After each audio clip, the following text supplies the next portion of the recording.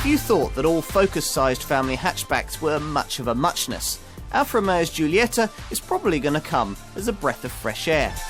With distinctive styling, a great range of engines, and interior design that's a world away from the usual blandness, this is a car that should appeal to both head and heart.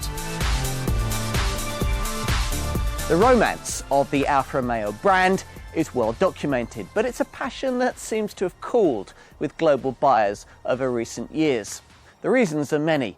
The excellence of the German competition, the slow turnover of models, and perhaps an overdependence on hardware borrowed from parent company Fiat.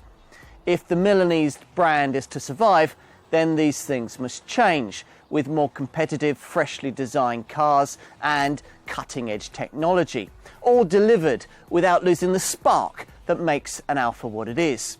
Now, suggestions that this was possible arrived with the mini-challenging little Mito, but proof positive, the Italians tell us, is delivered by this car, the Giulietta. But where the Mito has only a select band of premium small hatch rivals, this car must take on much tougher competition in the premium family hatchback sector. You know, cars that are still Focus or Astra sized but have flashier badges like Audi's A3, BMW's 1 Series, maybe even plusher versions of the Volkswagen Golf. That it's a better car than its 147 predecessor hardly needs saying. Since that model's design goes back to the late 90s, then it had better be. More important is the news that for the first time since Fiat swallowed up this famous brand back in 1984, we've an Alfa that sits on a purpose-built platform, rather than one borrowed from Fiat and plushed up for the purpose. Now that's the kind of investment that this Giulietta will need if it's going to succeed. But can it? Let's find out. So, is it a proper Alfa to drive? Well, to start with, I had to tell you that I'm not entirely sure what that means. If by proper Alfa you mean an old Alfa Sud or a Spider with their crude ride and appalling driving positions, well no, it's certainly not like that. In fact, rather surprisingly, the ride is one of the best things about this car. Comfortably supple, yet with excellent body control. And that distinctive Alfa rasp? Well, here there's a bit more family tradition in evidence, depending of course upon the engine you choose.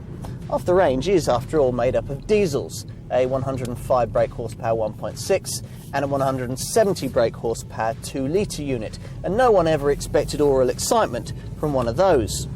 Choose the right petrol engine though, and the units on offer are as sonorous as you can reasonably expect any modern family hatchback petrol engine to be. Now, this car was launched with an entry-level 120 brake horsepower 1.4-litre TB unit, but all the emphasis since, from Alfa and from people like me, has rightly gone into persuading potential buyers to shake the piggy bank a little further and go for the much higher-tech 170 brake horsepower 1.4-litre multi-air engine that suits this car's character much better. For a start, it's fast, rest to 60 occupying 7.8 seconds on the way to a top speed of 135 miles an hour. And there's 250 newton meters of torque on offer for instant overtaking. Yet it manages to be so while potentially returning a set of running cost figures that aren't too far off diesel levels.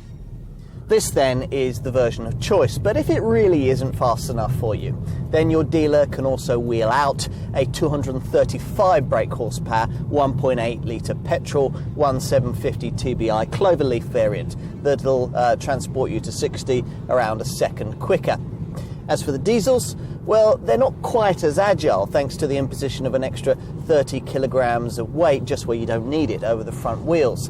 But they're both acceptably fleet, with the 2-litre 170 brake horsepower version managing rest to 60 in 8 seconds on the way to a top speed of 135 miles an hour. They're both common rail second generation JTDM units. All models get the neat DNA setup we first saw on the Mito, a system that via the dynamic, normal and all-weather settings accessible via the rocker switch that's just in front of the gear lever here, enable the driver to have preset modes that control the engine, steering, gearbox, Q2 electronic differential and VDC stability control system to suit either the driver's preference or the prevailing road conditions. Unlike some other systems of this sort, you don't need to be a professional driver to notice the difference that it makes, especially if you're in a 1.4 litre multi-air model or a cloverleaf variant like I've got here, where switching to dynamic mode really, courtesy of a overboost effect for the turbo, really makes the car wake up and take an interest in the road ahead.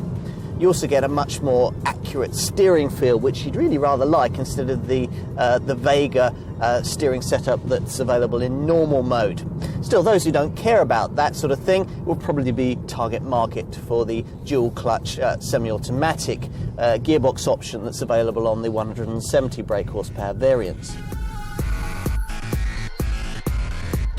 Let's be honest, even in its pricey premium segment, the family hatchback market isn't exactly over-endowed with pretty cars.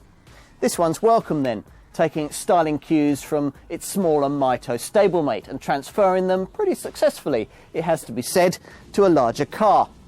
The familiar triangular front grille is given plenty of space to breathe, with the air intakes cut low and the headlamps, complete with daytime running lights, pushed out to the corners. Now, it's a look that we first saw on the 8C Competizione supercar, but not one that you expect to find on a Focus-sized family hatch. And the detailing is beautiful. Unlike its main rivals, this car comes only in 5-door form, and I don't think I've ever seen a pair of rear doors so artfully disguised. The blade-thin shut lines disappearing into the rear wheel arch line, and the door handles actually built into the window frame. Enter in through them, and the news that this car is longer than a Volkswagen Golf might lead you to expect more head and legroom than is actually on offer. But there's comfortable space for two, even if here there's no centre armrest provided, and 3 would be a bit of a squash. You should find boot space more than adequate though, with 350 litres available before you start pushing forward the split folding rear seats.